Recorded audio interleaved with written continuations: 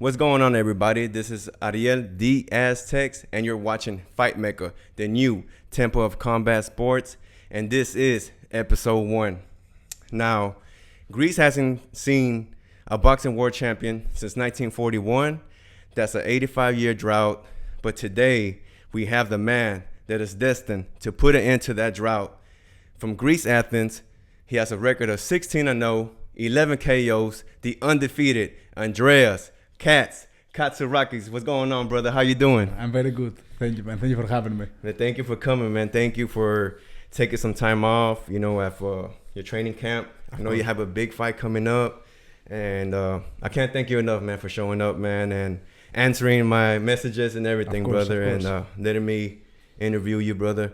So I know you have a big fight coming up, but I want to get to know you a little bit better, and also want the fans to, get to know you better as well. So to start off, I noticed that you used to do kickboxing. Yes. I was looking up some videos and I saw that you did kickboxing. Yes. How long did you do that? And then how did you get into boxing? So, when I was a kid, all the kids look up sometimes to their parents. Both of my parents were involved with the martial arts. My father mostly with kickboxing and everything else. Completely amateur. He was never fighting as a pro or anything like that. But we had a half bag at home. So me being a kid, seeing my dad hitting the half bag all the time, I'm like, I want to do that too. What are you doing? So I was like 2-3 years old at the time. So when I got 4 years old, he took me to a kickboxing gym that were doing like a more light style, like semi-contact. It looked like Taekwondo, a little bit like Karate in the beginning.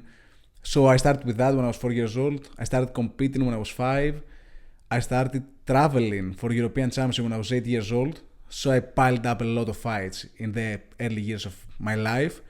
And from the beginning, man, I fell in love with the sport, with martial arts, with the competition, with everything. And one thing led to the next.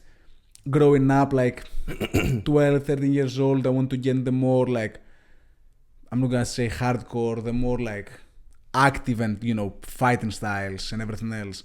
But also, at this point, I feel like I had somewhat the maturity to think about the future, because I was doing great on what I was doing, and I was always on the podium, on Europeans, worlds, on everything. So I'm thinking, could this be a job in the future? And getting into it and seeing the fighters in kickboxing and boxing, what they were making and what they were doing and everything else, in my eyes, it was kind of it was a very simple decision. That boxing was a sport, and not only for the paydays, but also as a craft. 14 years old, I went to a gym that had both boxing and kickboxing, and I saw 2 amateurs, older amateurs, like they would be probably mid-30s. They were sparring, but it was what they were doing, like it was very beautiful. You know what I mean? It was the first time that I saw something like that in person. Bobbing and weaving and dodging punches. Because in kickboxing, it's more straightforward. Mm-hmm. You move forward, you kick, you punch. You don't really move your head a lot and everything else. So I saw something that I was used to seeing on YouTube and on TV, and I'm like, see, is that real life? And it was something very simple but very pure on my eyes then. And that was the last day that I kicked. Next day I went to my coach, I'm like, boxing. Wow. Yeah, I'm like, that's it. And like, I know you say your dad did kickboxing. Yeah. You told him and he was like okay with it? Yeah, he was all in. Yeah. Both of my parents were super supportive from the beginning. They never put a stop anyhow on whatever I had in mind and I wanted to do. Other than a small period of time when I turned 18, 19, I was in college then, and I got my first opportunity to come to the US for boxing. But my dad put a pause, I'm not gonna say stop, a pause on the thought, because he wanted me to finish my studies first. Which, maturing and getting older and like thinking of having kids, I don't blame him, because we're from Greece. And it's what you said. We haven't had a world champion in 85 years. Yeah. So it's not that I went and told him, hey dad, I want to go and be a mechanic, or I want to be a doctor or a lawyer, which is like a job that a regular person can do. I said I want to be a boxer. So in our eyes back home, that's something virtually impossible. So I understand his hesitation and him telling me that he wants me to finish studying first and then pursuing my goals and my dreams. But thankfully, after 6 months and some arguments, he got into his senses and I came to the US. I just asked him for 6 months. Yeah. I'm like, give me 6 months. If I cannot produce and if I feel like I'm, falling behind and I don't got it, I'm gonna come back. But everything turned out well. Wow, and now here you are, Yep. right? Yep. How long have you been boxing? Like as a in general, from amateur to pro, how long? Pure boxing. Yeah. 13 years. 13 Pure years. boxing. Wow. And that's not including kickboxing was another. No, if you put years. everything together, I'm 28 years old. I've been doing it since I was 4, so 24 years. Wow. That's like your more than that's your whole life, man. That's my whole life. I don't even think the first 2 to 4 years count as a kid because you're developing, learning and stuff. Yes, so like I'm seeing some fights, on VCR that we recorded when I was 5 years old and 6 years old, and you just see 2 kids with gloves and headgear mooshing each other. It was funny, you know what I mean? But yeah, it's been a journey. And are you an only child too, or you have other brothers? I have an older sister from my dad and my mom, and from the new wife of my dad, I have a stepsister. Okay, and did they do combat sports or no? My older sister, she was, I think, a couple of years after I started, she started as well, but she stopped probably when she was, I want to say 13, 14, 15 years old, around that point. But she was doing great too. Yeah. She was doing great. So it just runs in the family, huh? Apparently. It's in your blood, man. Yeah. You're Greek, right? So Spartans and all that. Yeah. So it's a warrior blood, Yes. It's in the DNA, man. Wow, I'm happy to represent. Yeah, yes sir. Now, so you say you needed 6 months, right? But this was as a pro, like you went pro over there, or you went? No, I went pro here. So I traveled here. I went to Los Angeles, met with some teams, signed a contract. I turned pro when I was 20, so about 8.5 years ago I turned pro. I had 4 fights with my first management team.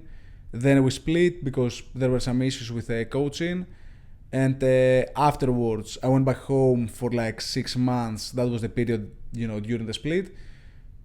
Split T boxing came on afterwards with Dave McWater, and Brendan Sigalas reached out to me while I was in Greece. We got in contact, and I think from the point we got in contact to signing the contract, it was an hour. Yeah. From sending me the contract. Yeah. I sent to my lawyer, but it was it was a very simple, straightforward contract, 2 pages, nothing crazy, not something that you have to look on a microscope. Yeah. It was a great contract, signed it, and we started working together. Wow, man. And that's something else I want to ask you. So how was it adapting from Greece to USA? I don't know. I'm not even I should have probably looked this up, but I don't even know what the weather's like in Greece. I know you moved to California right first. So I've been to California. The weather's great compared to here. Yes. I'm from Texas, but it's hot in here, man. It's humid. It's humid right now, right? You never know. It might be cold, might be hot, but most of the time, if people don't know, it's hot and humid all the time. Pretty nasty summers. Yeah, man. So how do you adapt to everything? You're here. You come by yourself. So I traveled on my own. I moved, as I told you, when I was 20. In LA, basically the climate was pretty similar because Mediterranean climate in Greece, we have pretty beautiful weather. So that fact didn't affect me at all. But it was pretty lonely. And the most important thing that I traveled in the US to do, which was boxing, it wasn't where it needed to be. And that affected me a little bit psychologically the first couple of years. But after I split with my first team and I signed with Dave McWater, I went to Big Bear with Abel Sanchez, which that was another huge transition because now I'm in the middle of nowhere, complete isolation, staying in the gym, and it was all that. It was a pretty nice experience, nice and humbling experience because as I said, you're in isolation, no money, no car, no house. Basically, you're staying, in camp, in the gym. And I was doing that for a year during COVID. So wow. I was 8 months there without a fight, training twice a day, not seeing my family, my girlfriend, now wife, friends, no one. So it was a huge burden psychologically, but at the end of the day, it's sacrifices that someone has to do, and it was definitely worth it. Wow. And at any point where you're like, man, I should probably just go back home. No, never. It was always never. I'm gonna be world champion in everything. Wow, man. And then mental toughness, bro. Mental toughness, man. I can only imagine, man.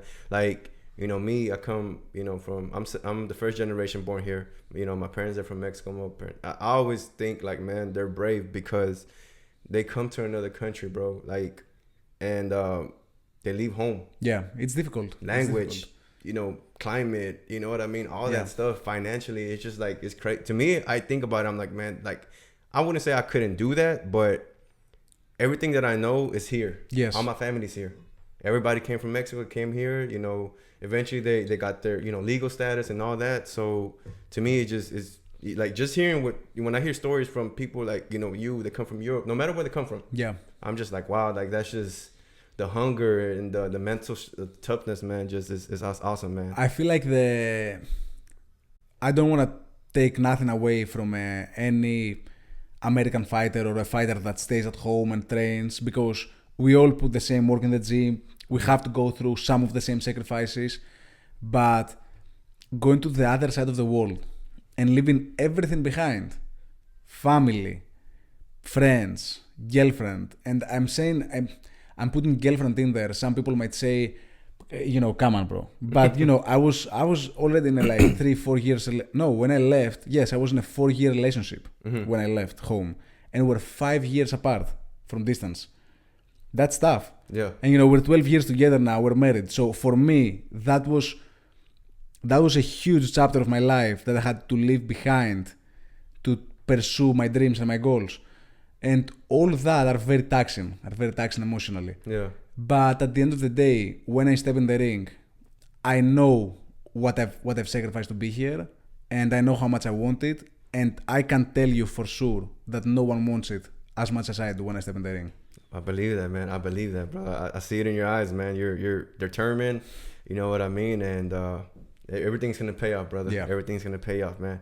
And so you were, like you said, you mentioned you were training with what's his name? Abel Sanchez. Abel Sanchez, right? And I know him, right, because of Triple G, yes. right? While you were over there, did you train with any? So I didn't train with anyone, not Triple G for sure, because that was the time, I think, a year prior to that, they had split. Yeah, oh yeah. I think after the second or the first or second Canelo fight, right? Mm-hmm. And so while I was up there during COVID as well, so no one had fights, it was just me and another fighter the most of the time, Rafael Simonian. And it was the two of us for about a year. Nico Ali Walsh was there for 3-4 months. I know Nico Ali Walsh. Oh yeah. Great guy. Dominic Brizel came for a camp. I know him too. Yeah. Cecilia Bragus came for a couple fights, I think. We did an entire camp with Benavides. Oh, nice. But he was training. He was training with his dad and everybody else. But we're at the same time. He was there while I was there, and it was beautiful. Seeing him, how he was working and what he was doing, how dedicated he was to his craft. Hard worker, very humble. I really like him. I really like David. He was a great guy, and yeah, so it was a great experience. Yeah. It was a great experience, and Golovkin was one of my favorite fighters, and I feel like the summit, the gym, was a very, I don't know, in my eyes, he had a status. I don't know, because I was watching on 24/7 and all access and all that kind of stuff, and to go and step in that gym. And see the same layout and the beds that Golovkin was doing his abs and everything else. That was. You're like, I work out there too, yeah, man. Yeah, I swear. When I stepped in the gym, I was like that. Wow. My smile wouldn't go down. I get that. I feel like that, I feel like that even when I go to Ronnie Shields boxing gym and I see all of y'all there. No, that's different. Paldo, but Wang. Abel was the first contact that I've had with someone of this level. as a coach. I mean, I met Freddie Roach when I went and I was sparring in Wildcard, but we weren't working together, and also it was kind of different. I don't know.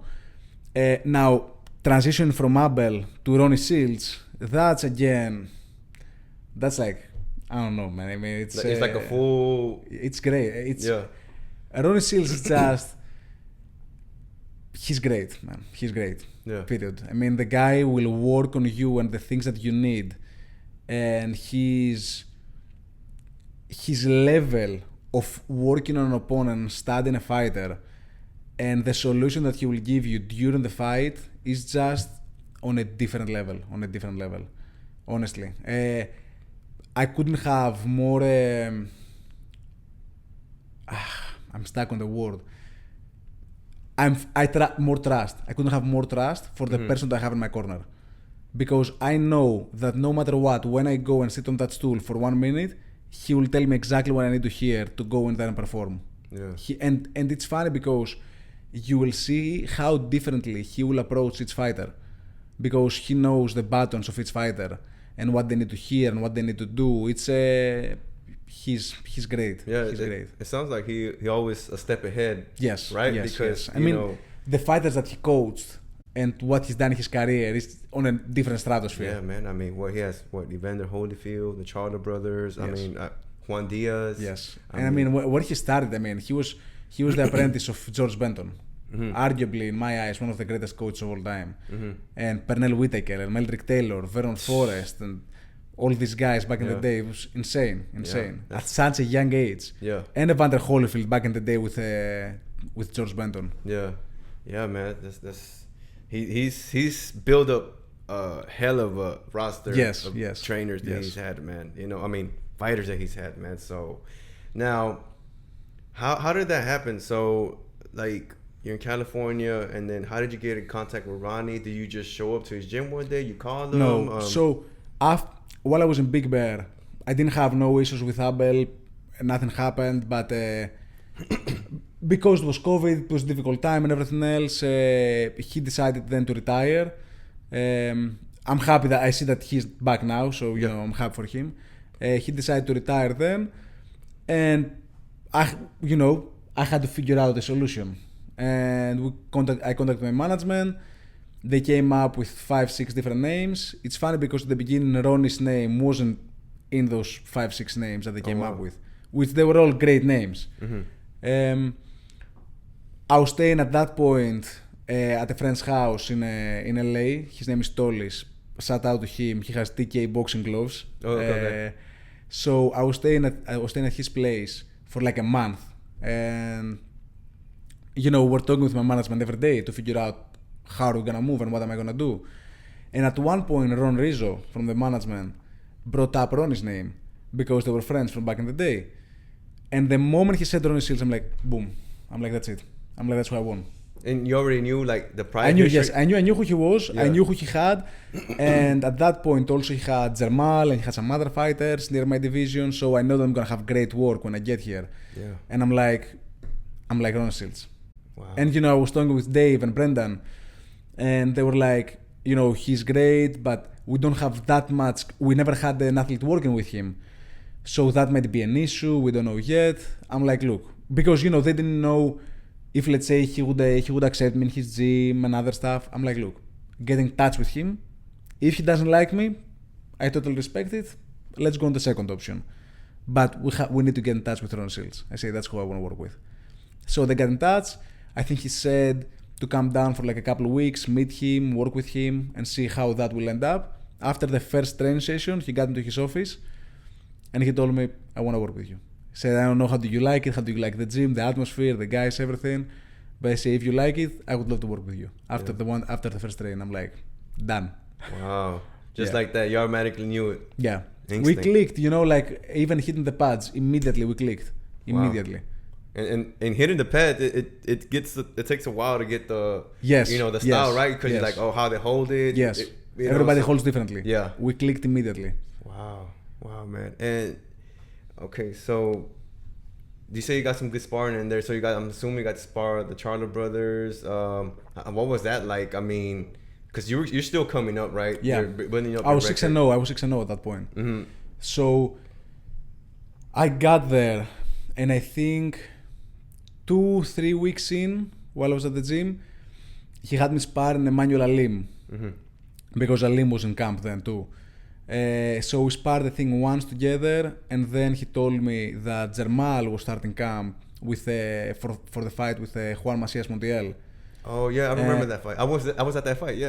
Okay. It was a nice fight. Yes. So we did the entire camp together. Because also I was staying at a motel at the time because I had just moved to Houston. Okay. He hosted me at his place for 6 weeks, and we did the entire camp together. It's a great experience, man. It's a great experience. You know, for me being 6-0, I've worked with some great fighters, you know, before, like sparring and everything else. No one at Jermal's level. And then going all of a sudden and doing what I came in Houston to do immediately after 2 weeks, like, you know, sparring Jermal and getting the experience and everything else. It was perfect because also it shows you that you belong. Of course, if you belong. Yeah. Because it may show you that you do not. Yeah. But thankfully it showed me that I did belong. It was great working with him. I learned a lot. We did an entire camp 6 weeks together.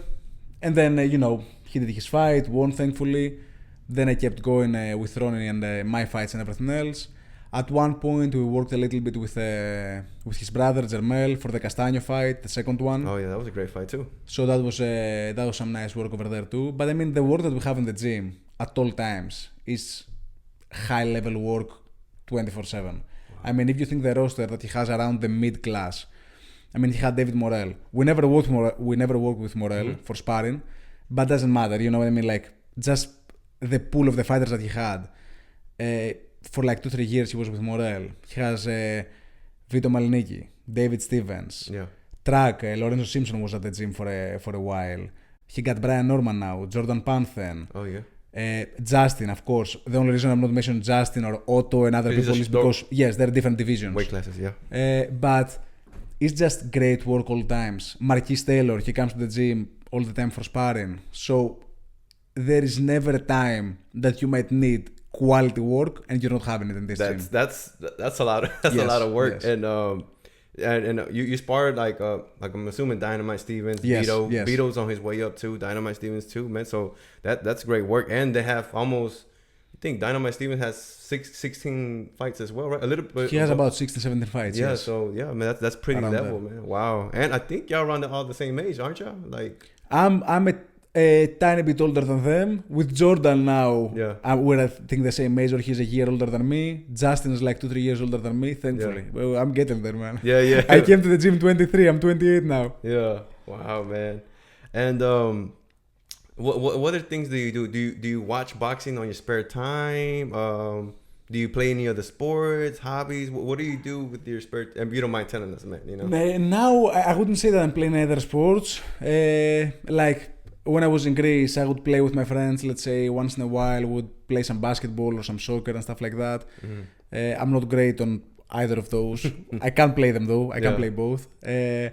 But honestly, even back home when I'm doing it, it always feels like something stupid might happen. Yeah. Like with basket, you might screw a finger or something like that with a ball. With soccer, all kinds of shit can happen. So yeah, I'm not really playing any other sports other than boxing. But as far as hobbies goes, I like to draw. So every once in a while, it will, hit me, and for like a whole month, I might be into drawing. Mm-hmm. I love reading books and watching movies. I genuinely believe that movies and cinematography is a great hobby if you really appreciate it. Yeah. Many things. I play poker. I don't like gamble. I don't like gambling. Like I don't play slot machines or anything like that. But I really like poker. Yeah. I was playing since I was a kid, and I really like poker. Yeah. Oh, that's cool, man. I've always wanted to learn. Like, I kind of know how to play poker, but I've never really tried it. But my son's always telling me like, Dad, I bought a poker set. Like, you want to play it? I'm like, yeah. Eventually, I'll get to it. So while I was in Big Bear, I was playing a lot of chess. I was studying chess. I was playing a lot of chess, and I was playing poker probably since I was 12, 13 years old, with friends, in Greece, home games with $5 or something like that. Yeah. But I got into studying poker the past 6 months. Man, when you start studying it, the depth of the game is insane. Yeah. It's insane. I compared it with chess because I was studying chess. I'm not gonna lie, sometimes you feel like it has more depth. Yeah. The game. It's a it's a beautiful game. Yeah. No wonder they be having those shows, those poker shows, huh? Yeah. I don't know if you remember they have like a series of poker. They still shows. have them, but now they're live stream on YouTube and stuff. I don't Yeah. think it's TV anymore. Wow. And but you don't play for money. You just like to play for fun, or every now and then. Every now and then. Okay. Let's leave it there. Hey, understood, man. Now we're gonna start jumping into your fight career, man. So I did notice that you did have 6 events with OTX, and apparently there was a 154-pound tournament. Yeah. How did that happen? When they first signed you, did you know there might be a tournament, or you just signed like, hey, let's see how well you do with OTX and we'll go from there? So after my first fight with them, before my first fight with them, we signed a 1-fight deal, and I fought Rafael Gbokwe, my first fight with OTX. And I remember when they came for like some media and stuff like that to the gym, Britton Hardin, he asked me after the training, he said, what do you think about a tournament? Or like about something like, what was the name of the show, which was like the Ultimate Fighter Contender Series? Oh, yeah. Mm-hmm. Or something like that. And I said, I'll be honest, I love that, but I wouldn't like a Contender Series, for example, because at that point, my wife had just moved in Houston. And I'm like, we've been 5 years apart. I'm like, I'm not gonna do that again. So, first of all that, and second, being in a concept like a Contender Series, and I don't feel like you're at 100%, because you're training with a coach and stuff that you're not familiar with, and with people that you're not familiar with. So I would like to be at 100%. So I said, but the tournament, I say I'm there all day long, because basically that gave me the opportunity that I always wanted, to fight the best without asking questions, without if, why, who, how much, nothing. They tell you the name, you fight. So there was in the back of my mind that they might come back with something like that. And after my first fight, they wanted to sign me, and they told me their idea about the tournament of 154, and I said immediately, I'm in. They said, do you care like who else is gonna be in, who are you gonna be fighting? And I say no, I'm in. Yeah. Wow. And it came out great. Yeah, man. I mean, I saw the final with Brandon Adams. Yeah.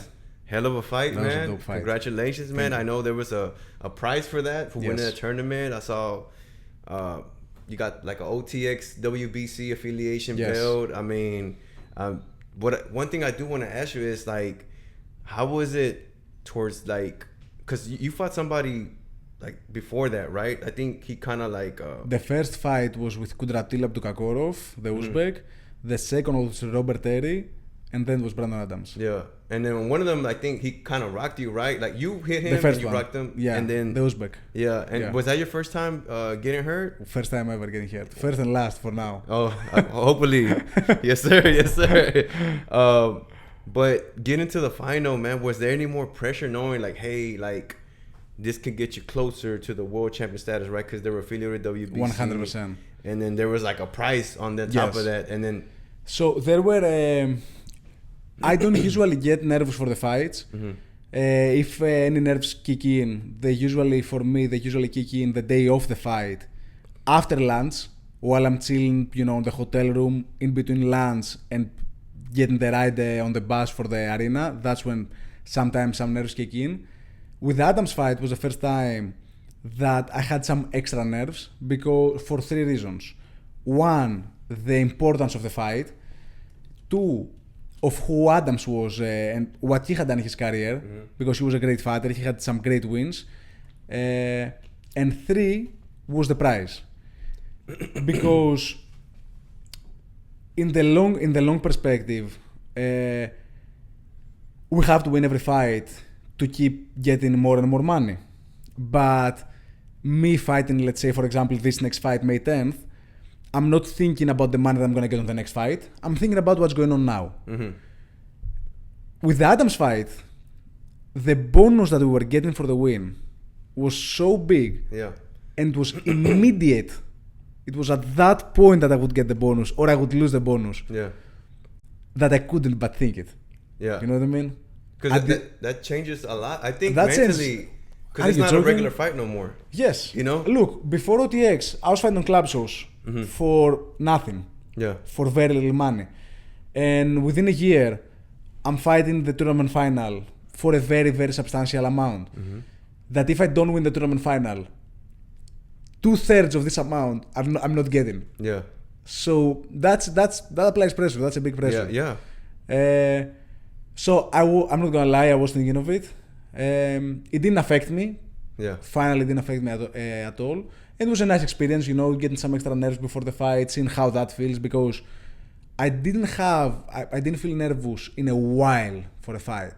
So it was nice. You know, it was beautiful. Wow, man. And you know, I'm just like, I'm kind of like, man, like I started covering boxing like probably about a year ago when the fight took place, right? And I'm like, man, I wish I would have been there, man, because I mean, I think Breon was on the undercard too, right? Was he there on that? Oh no, not during the tournament. No, right? not on this one. No, but he was on the undercard on the first tournament fight here in Houston with Uzbek.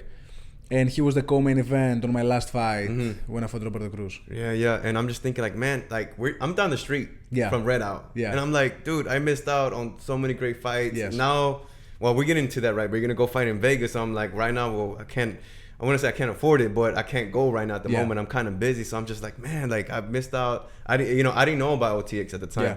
I went to my first OTX event just recently here in Houston, September.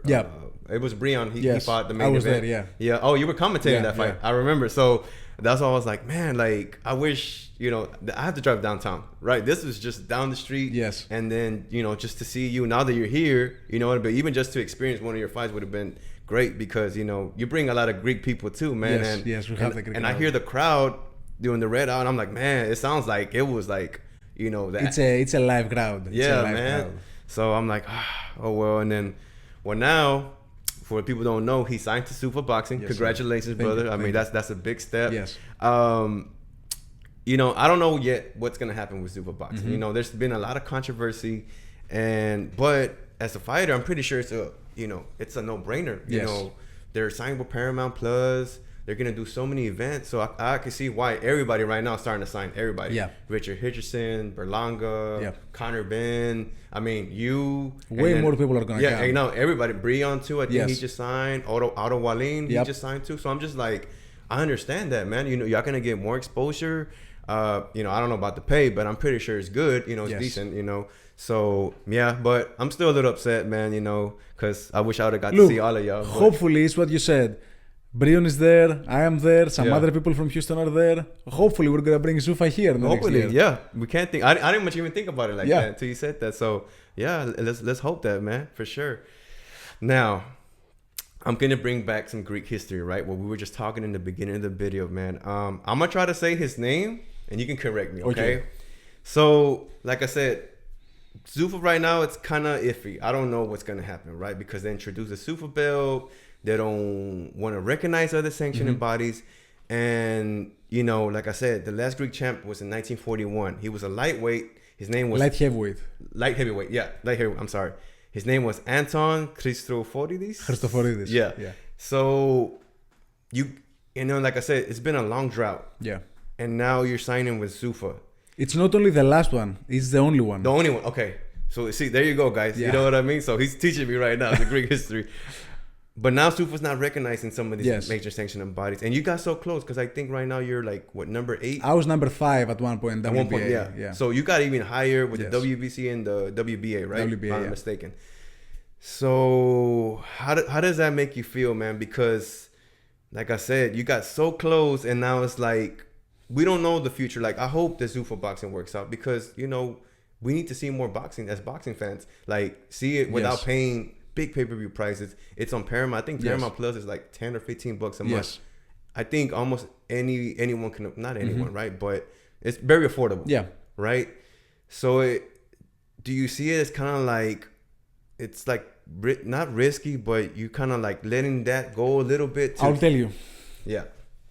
Let me start from the most important thing.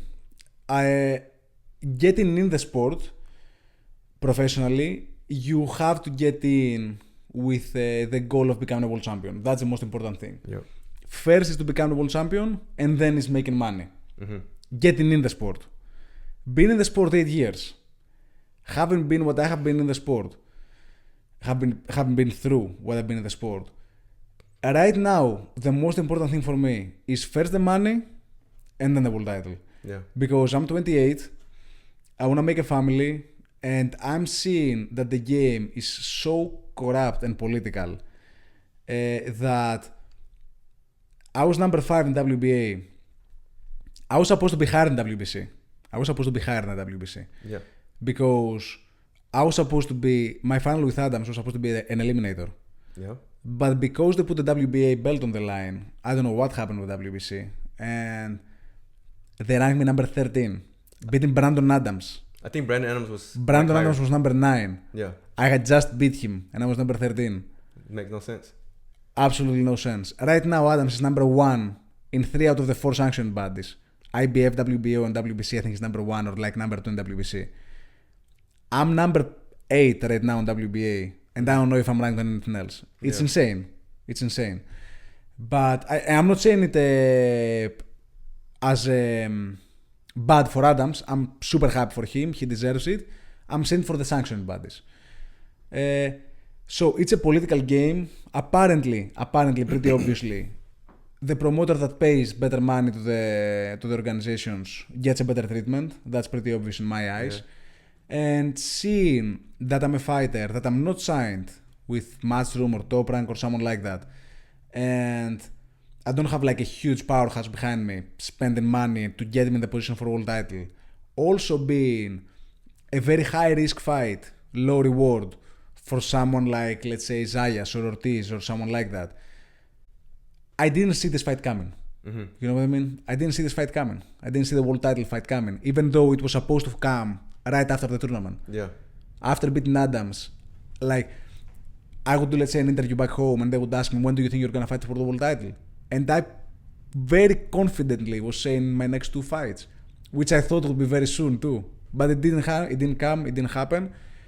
And Zuffa comes, exposing all that stuff, paying the fighters how they're supposed to be paid. I'm not saying that, I'm not saying that to praise Zuffa or anything like that. Yeah, yeah. I signed with them because I respect them and I believe in what they're going to do.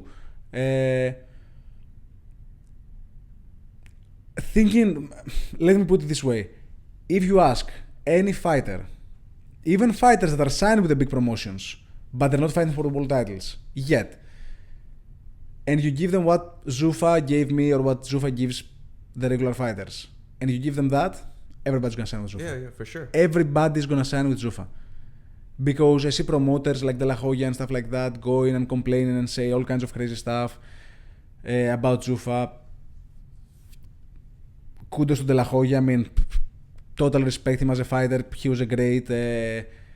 But Zuffa pays for a main event on those terrible small shows that they say they're making in Las Vegas. Yeah. More money than some of them pay for their entire cards. Yeah. Yeah, and I understand. Now that you put it all together, like it's pretty simple. It's pretty simple. Yes, I do leave behind this dream that I want to hold the WBC belt, the WBA, and the WBO or the IBF, one of these belts. I do leave that behind, unfortunately. Yeah. Which you never know. Let's see how that's gonna go. But the ring belt is still on the line. Yeah, and that's a very old belt.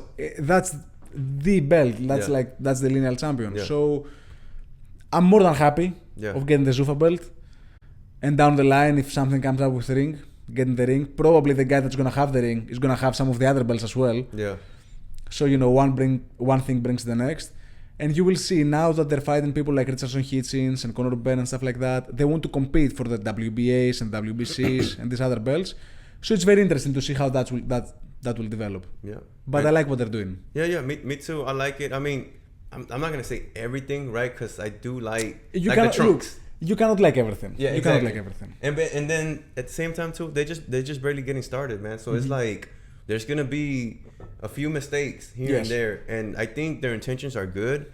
It just that's what I really wanted to ask you. your perspective. But like I said, now it all makes sense. And I even kind of knew that going in. It just, I knew, like you said, you kind of have to dream leave the dream a little bit behind. But if you ask like the simple question, if you find out what a world champion is getting paid, your average world champion is getting paid, and then you see what a contract with Zuffa is going to bring in, there is no question. There is no question where you're going to go. Yeah. Like, there is a world title that's going on right now that was a purse bid, so it's public, that I think like someone won, like Salita Promotions won with like a purse bid of like 150,000 for the world title fight for both fighters. Yeah. It's crazy. Yeah. Now, your average person doesn't know. Your average person believes that everybody that fights for the world title gets millions of dollars. It's not like that. It's not like that. Your average world title fight, it's for hundreds of thousands of dollars. Yeah. On the lower end, usually. And that's it. Yeah. And now they're complaining because in Zuffa you make $750 for the world title. Yeah. What's to complain about? Yep, no, nothing. Yeah, and I will get that a lot because sometimes I'll take pictures with world champion, get a glove signed, and some people will be like, "Man, he's probably like makes a lot of money." I'm like, "Bro, I don't think so." Like, I think so. Hey, it totally makes sense, man. And like I said, again, congratulations, brother, like to everyone that's signing with Zuffa Boxing. Like I said, me as a boxing fan, I want to see more boxing. I want more casuals to see more boxing. And I know I already knew like it's a big, big pay, pay for y'all, and y'all get more exposure. So it's win-win. And as of right now, y'all introducing the Zuffa Boxing belt, like you said, you could be fighting for the ring, which I think holds more weight. You know what I mean? I agree 100%. So, and like I said, we don't know yet. Maybe the Zuffa Boxing belt can be more. Like kind of next to the WBC and stuff. So at one point, I think it's inevitable. I think it's inevitable. When you see what this guy did, Dana White, with UFC, and what TKO Group is, and how powerful they are, and what they're doing in general, it's inevitable to get there. I mean, within the first year, within the first months, the people they've signed, Zayo Petaya, Conor Ben, Richardson Hitchens, Berlanga, a ton of other fighters, like great fighters. But I'm talking like about world champions and names, or people that fought world titles. Jose Valenzuela, many other guys. It's quick. Yeah. Very quickly. Very quickly. For sure, man. Now, your big fight. We're like, I think 15 days away, right? Yeah. We're getting real close. You're fighting Misael Rodriguez, which you're actually moving up in weight too as well, right? Because I know Zuffa doesn't have the same weight classes. Yes. So you're moving up 6 pounds. And both of y'all are 16-0, man. What can you tell us about Misael, man? I can't tell you that much because he doesn't have that much footage online. Yeah. I know he was an Olympic bronze medalist. Yeah. Which I love the fact that he was an Olympic bronze medalist because I never had a chance to fight in the Olympics. So beating an Olympic bronze medalist, it's a beautiful thing to have in your career. For sure. So I know he's undefeated, same record as I. I know that he fought lesser opponents than me. I mean, you can see that on his record. Yeah. I saw his last fight, which is not... It does not represent... I mean, I can't really study his last fight that much because his opponent didn't put up a fight. Yeah. And I saw and I've seen some rounds with his fights before that with Chavez something. Chavez, the son of Chavez. Yeah, yes. I saw that too. I think like there are 5 rounds online or something like that. Yeah. But I think after this fight he started working with Robert Garcia. So I'm not putting that much weight on this fight as well. Like any other fighter, I mean the guy is good. I mean he's an Olympic bronze medalist. He's 16-0 for a reason. So I totally respect him. I'm prepared 100% for anything. I do believe I'm better on everything. I believe I'm stronger, I'm smarter, I'm faster. I'm better on inside, on the outside. I don't think Misael Rodriguez is gonna have any answers in the problems that I'm gonna provide.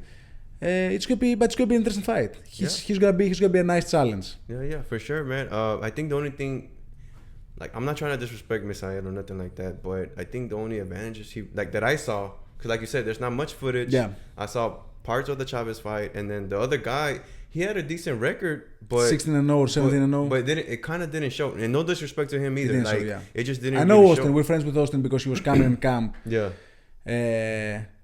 As sparring partner for Vito. Yeah. Austin's a great guy. I don't know what happened that day. He didn't fight. Yeah, it seemed like he wasn't, like you said, he wasn't really there, Yes. like, 100%. So it's kind of tough to see, like, measure him, right? Yes. And then the opponents you had, like, I mean, just alone, Brandon Adams, like that's a lot right there. Yes. You fought the Puerto Rican guy, Roberto Cruz. hell of a fight too, Yes. man. So, I mean, I think you have more experience. I mean, you got a higher KO ratio and everything. So, I think, like I said, the only thing is that I think Misael has fought at 168 and at Yes. 160. So, but I don't think the 6 pounds. Care. I don't care. Yeah. At the end of the day, we're both gonna weight 160. He's gonna be slightly bigger than me. Yes. So what? Yeah. I mean, No, there's but I know, man. Like you said, IQ, strength, Yes. endurance, man. I seen your fights, man. You hell of a fighter, man. Thank you. I appreciate it. I like your style. You may take a few, but you start landing your Yes. stuff, body shots, Yes. man, and you're a tough opponent. You're a tough guy, man. So, I mean, like I said, I wish y'all both the best. Thank you. But I'm gonna be biased. I'm gonna roll in with you, man. Honestly, brother. For one, I love your story. Coming from Greece. Thank you, man. It means a lot. And then you come here to Houston, so it's like, I saw one of your other. I was listening to the podcast that you were in. I think it was Menace. He said, like, hey, you're like the adopted son from Houston now, man. Yep, So yep, you've that's been what here he long. said. Like, how long you been here? Like, I've been here 5 years. Yeah, so you're one of us now too, Yeah. bro. Even better. You know what I mean? So, and yes, I'm come from a Mexican descent, bro, but I'm not gonna be biased because of that. I see the skill. You know what I mean? And like I said, I'm rocking with you, brother. So Thank you. I I appreciate can hope you nothing but the best to you, brother. Now, I believe this is one of your longest layoffs in a long time, It's right? full year. Yeah. It's gonna be a year and a day. Yeah. I saw that, like Yeah. May 9th and then May May 10th. 9th and then May 10th. Last fight. I'm pretty, you got married. You know what I'm saying? Congratulations, Thank you. brother. Thank I'm you so much. very happy for you. I saw some of the pictures. It looked like a beautiful wedding, man. How are you feeling? Do you feel like you needed to take that time off just to like recover? No. I was in the gym since September. Yeah. So when we got married, we came back 2 days after our marriage, just because I want to get back in the gym in case I have a fight. Yeah. And I've been waiting patiently. October, a year. November, December, January, February. We came to May. It was worst case scenario after worst case scenario. Yeah. So I've been ready all this time. I've been in the gym all this time. I've been waiting all this time. So there's no rust. There is nothing like that because I wasn't sitting around for like 7 months. Yeah. And then just picked up training again. I was training. Yeah. I was training. I've been in shape all this time. I'm probably in the best shape of my life. Not because I did something different, but because I've been training constantly the past 7 months. Yeah. So like my easy level, let's say, or my start level, where I'm gonna get in camp, let's say 10 weeks out, I'm gonna do 2 easy weeks to get 8 weeks going. It's been 6 months. Yeah. So 6 months I've been going, and I've been going and going and going and going and going. Instead of getting to camp here, I got to camp here. So it's been by far the best camp I've had, by far, condition-wise and everything else. Do I think like I'm gonna show rust in the fight? Not at all, because I've had big layoffs before, and I did feel rusty on some of the layoffs, and that's experience. Mm-hmm. So I know how to do that, how to play it off now. Like I remember when I first got with Ronnie, I was 1 year off, and we fought our first fight. I don't remember the name of the fighter, but I didn't knock him out. I should have. The reason I didn't knock him out was because of the layoff. Because I went in and I was so eager for the knockout because our level difference was major in my eyes. But the other guy wanted to survive. I was only throwing single shots. You know how that's gonna go. If you throw single shots, the guy that wants to survive, he's going to survive. Yeah. So there's nothing like that happening now. I know exactly what I'm going to do. We're going in for the win from start to finish. If I catch him with something, you bet your money I'm gonna try to finish him. Yeah. Wow. I mean, hey man, I'm eager to see you, man. Even like I met you like I can't remember when, but I don't know if you remember me, but I was there getting footage, and then you were outside. Yeah, I remember from the gym. Yeah, Dynamite Steven. So yeah, man. I and then Justin had told me too, like, yeah, man, we got Dynamite here, we got Otto, we got you. He's like, man, whenever they come in, I'll let you know, whatever. So I was like, yes. So the day I saw you, I was like, okay, cool. Like, man, finally got to meet you, man. Because like I said, I saw all the OTX, the Yeah. events, and I'm like, oh man, well, at least I get to meet him there. And then look, finally you're here, man. So Yes, sir. thank you, man. Now, this has nothing to do with boxing, brother, but I'm fixing to ask you. But so before, we were talking a little bit, right, before Yeah. we started the show. I was telling you, like, you know, I just recently had a daughter, that she's 9 months. Well, prior to that, I was thinking about going to Italy and Greece, right? So what I want to ask you is, one of the places that I saw that I wanted to go is, you know, Santorini, right? I don't know how you say this, but you can correct me. Navajo Beach? Navajo. Reach. And That's then, in Zakynthos. Yeah. The what? That's in Zakynthos, το Navajo. Navajo? Okay. It's on a different island. Oh, but it's still Greece, right? Yeah, it's oh, Greece, okay, it's okay, Greece. yeah, okay. And then I wanted to go, you know, to Athens to see like where the old Olympics used to take place and all that. Now, I was gonna ask you, do you recommend those places, or maybe there's other better places that you know because you're from there, and you could tell me like, hey, well, maybe try searching up this. Maybe you like this better. Honestly, there is not a place in Greece that there is no. It's not hit or miss. It's hit. All the places. Yeah. I love it. Santorini, even though it's one of the most widely spread and known places, like a tourist, everybody's gonna know it. Yeah. It is like that for a reason. It's a magical place. That was my first vacations with my wife that we took as a couple when we were kids. I love the place because it has like the cliff and the view and the best chance in the world. It's a very special place. Now Athens, of course, there's so much history there, and you know, explore things and everything else. I've never been to Zakynthos, so I've never seen Navajo in person. Okay. But I know Zakynthos is a beautiful island. Island. I really want to visit it. You know, it's funny because being from Greece, I'm from originally. I'm born and raised in Athens, but originally my family is from Crete, from the island of Crete. So, and we have a home there. So every year, every summer, I'm going to Crete. Yeah. And let's say one more island, maybe. So I haven't really seen that many islands. Most of the Greeks, because I feel like when you have something, you're not really exploring it that much. No, I don't think you appreciate it. Yes.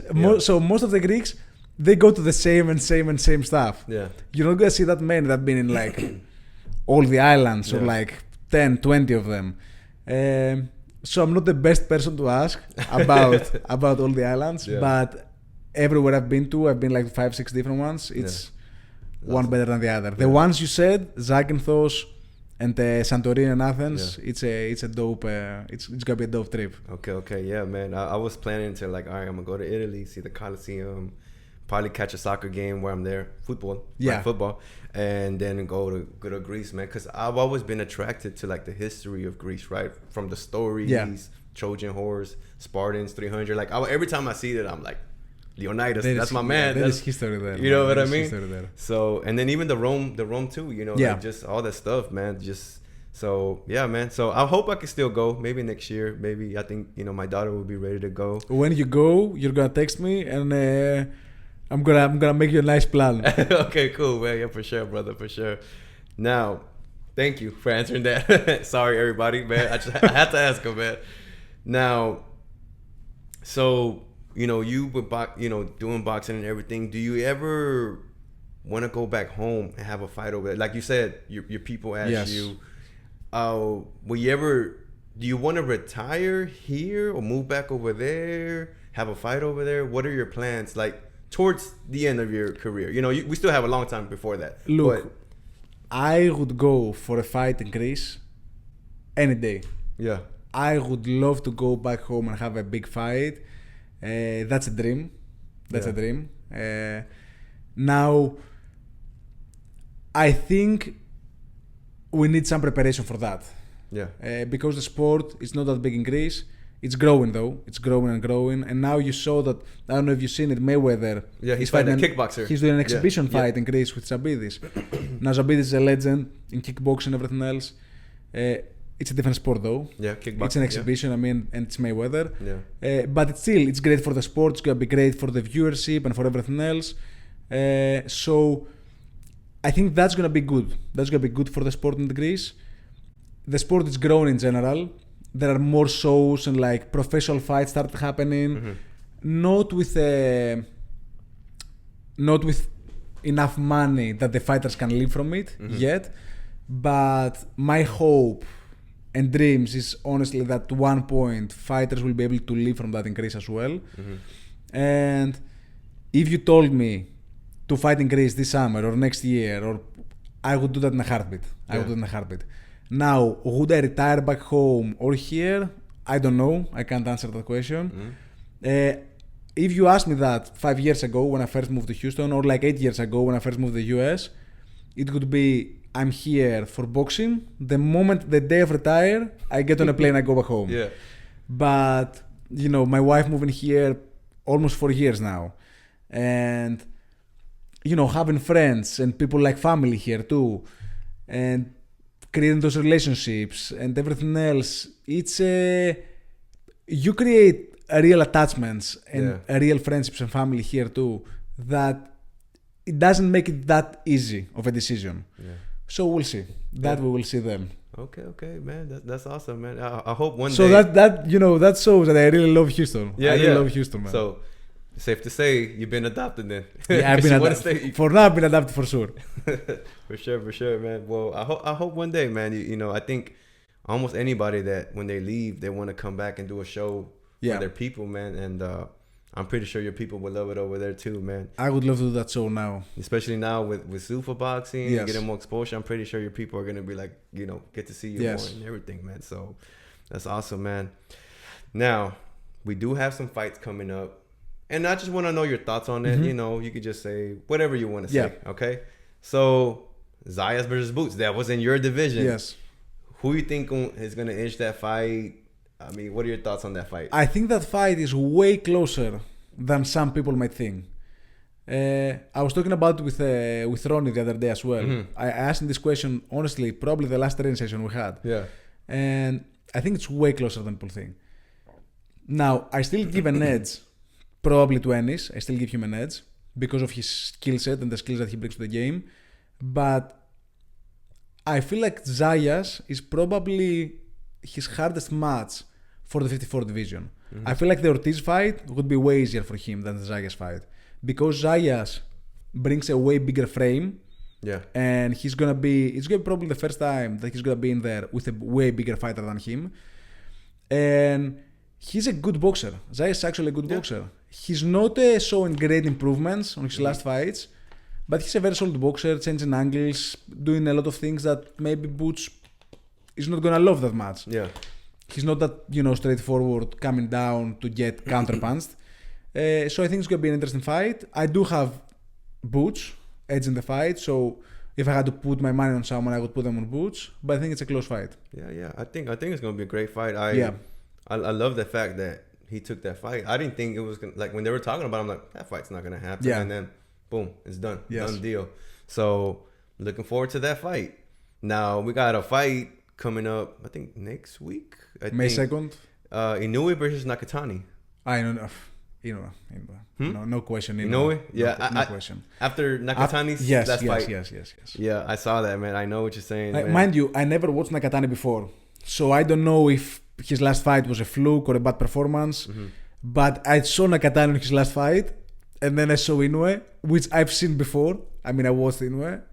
There is no chance Nakatani survives this fight. No chance. I mean, if he survives the fight, I'll be extremely surprised. And I mean, you never know, man, because they're both, you know, it's Japan. They're fighting in Japan, so they might bring a little extra from Nakatani. It's gonna be interesting. We don't know. You know, no disrespect to him, but I kind of don't see it. I think Inoue is at a different level. But hey, I hope it's a good fight. You know what I mean? And Nakatani is getting punched, and Inoue can punch. He hits hard, and he's moving up too. So it's 4 pounds, but 4 pounds make a difference, guys. So. All right, and then the last question: Zurdo versus Benavides. I thought that was a previous question. Well, they're both fighting the same day, so that's why I was like, okay. Benavides. You think he's gonna too much for Zurdo? I think he's too fast, too good, too everything. I don't know if Zurdo will provide any problems for Benavides. I'm a big fan of Benavides. I really like him. I really like his fighting style and what he does on the ring every time he steps on the ring. And yeah, I think it's gonna be easy work. Easy work. Nice. I don't know if he's gonna get a stoppage or anything like that because Zurdo is a tough guy and he's a legit competitor. But I have Benavidez on this one. Yeah. I think so too. I think Benavidez is younger. He's stronger, like you said, fast. Everything. Yeah. He just has his momentum right now. Yes. And Zurdo is, he's kind of been like he lost to B-Bold, and then he's been kind of have performances, been like up and down. That's So I don't know, but then again, it is a big weight jump, right? If I'm not mistaken, it's a cruiserweight. Man, I don't know. First of all, Zurdo is coming out. He's coming up. Yeah. Yes, he was small. Yeah. Too, and I don't know, man. Benavidez, I feel like he's an animal in there. Like he really has a different mentality stepping in the ring. Like he's like a killer. Yes. Yeah. So, yeah, man, I could definitely see that, brother. I could definitely see that. Well, I mean, that's it for me on my end, brother. But before we leave, like I said, I still want to thank you, man, for dropping by, taking your time off. Man, you got a big fight coming up, man. But is there anything that you want to say to the fans, where they can follow you at? Thank whoever you got to thank from your training camp, whatever. Go ahead and tell them. Thank you for having me, first of all. You guys can find me on Andreas Katzourakis on all the social media. The fight's going to be May 10th on Paramount Plus. I think it starts 6 p.m. Pacific time. So it's going to be 8 p.m. here, 9 p.m. Eastern time. It's going to be fun. It's going to be fun, man. Tune in. It's going to be a fun fight. Yeah, man. And I hope that brings up bigger fights for you, man. It sure will. Like you said, I didn't think about it at the time, but you said the ring belt. I totally forgot. Yeah. I was so focused on the Zuffa Boxing, but I remember, they are giving out the ring belt. So, I mean, I think that would be huge, man. Like, if you can get that ring belt, man. Yeah. I think that will, not trying to disrespect other sanctioning bodies, man. Like, I'm very neutral, man. I know there's stuff, like you said, corruption that goes on, man. But at the end of the day, I'm a boxing fan first, and I want always the best for the fighters. I know that everybody has to make money, but man, I feel like a ring belt would mean almost like better than that. Yes, you know what I mean? I agree 100%. I can only see you taking the ring belt back to Greece, man. Yeah. And being a star over there, brother. So look, the fact that we're talking about Zuffa and the ring belt, no disrespect to the other sanctioned bodies. Yes, I don't like how political they are, but I mean, they were my dream. I mean, I still love all those belts like WBC, WBA, WBO, IBF. I would be more than happy to fight for any of those. But with that said, I would still go for Zuffa right now. Yeah, for sure, man. That's like a no-brainer, man. Yeah. So, and you never know, man. Like I said, they're starting off right now. They may change their mind. You never know. They might collaborate together later on, and right? But I'm just saying, like, maybe they won't be so tense no more, right? Yes. Where it's more chill. Yeah, we will see. We'll see. You never with Dana White and all those other people in Turkey, because like Suleiman, like he's putting up a fight.